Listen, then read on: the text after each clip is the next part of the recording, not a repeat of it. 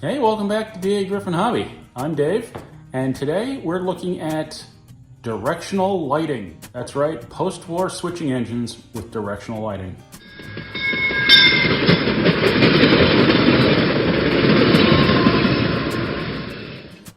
Directional lighting in the post-war engines, and how would you do it, and what would you have to get power from in order to get the lights to light only in one direction at a time? It took some fiddling. I figured it out.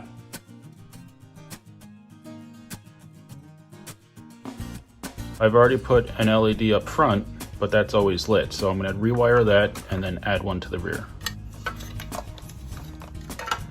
And just used electrical tape to install it. I wasn't really sure what my plan was. You'll see there's no lens. It had just been the tip of the LED. So I'll make sure it's inserted to about that depth to look like a lens. And for this project, that's good enough. I'll have to remove the wires that I installed for the light previously. So I'll disconnect that, desolder it, and then we'll get going on installing directional lights. Alright, so unless I change my mind as we go, what we need today is a connector with 3 wires, 2 LEDs, some shrink tubing. I'm going to take one end of the connector and solder it to the points on the motor.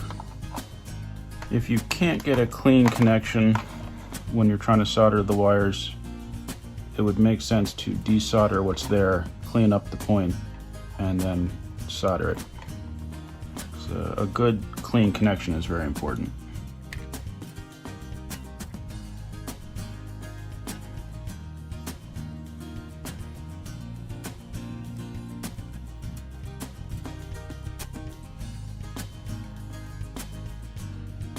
So it's a good idea to make sure your wires are nice and secure.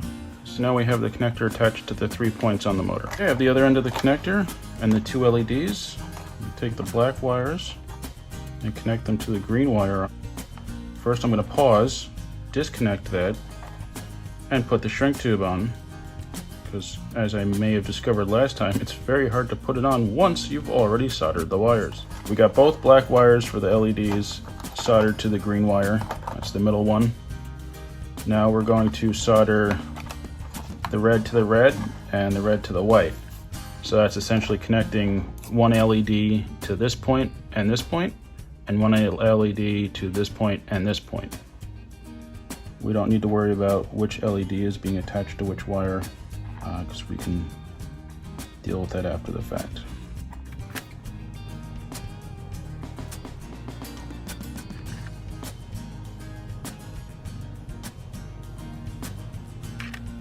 So then what we're left with is a 3-wire harness with 2 LEDs on it. Let's turn this on and see what happens. But there's always that moment of, will it work or did I just break something?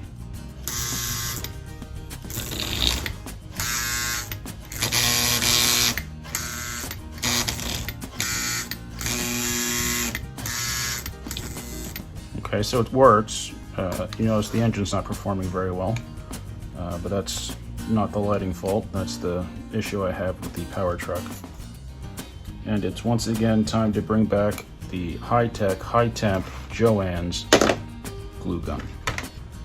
So we can disconnect the harness, making sure you keep the LEDs in the right position and that your shell is lined up to the right direction.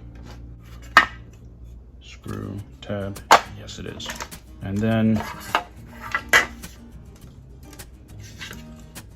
it will just be a matter of lining them up and gluing them in place. All right, throw a little hot glue in there and get that LED in place. Try to get it positioned so it's right in the center of the lens.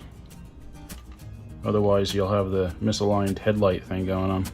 You certainly don't want to be blinding in oncoming traffic, you know what I mean? For the rear LED, I'm going to try something a little different.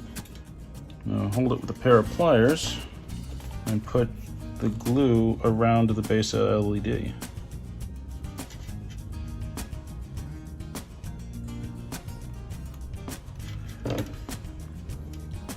And then put it in the fixture.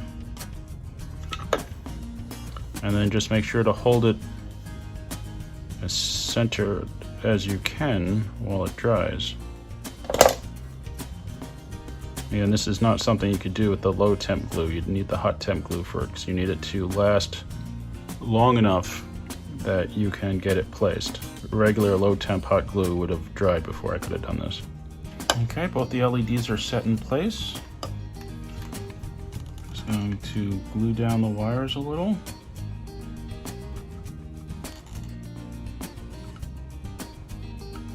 I'm gluing them to the inside of the shell on this side because I don't want them getting in the way of the motor.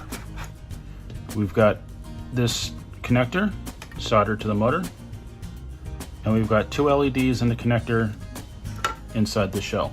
So now it's just a matter of snapping it together and putting the shell on.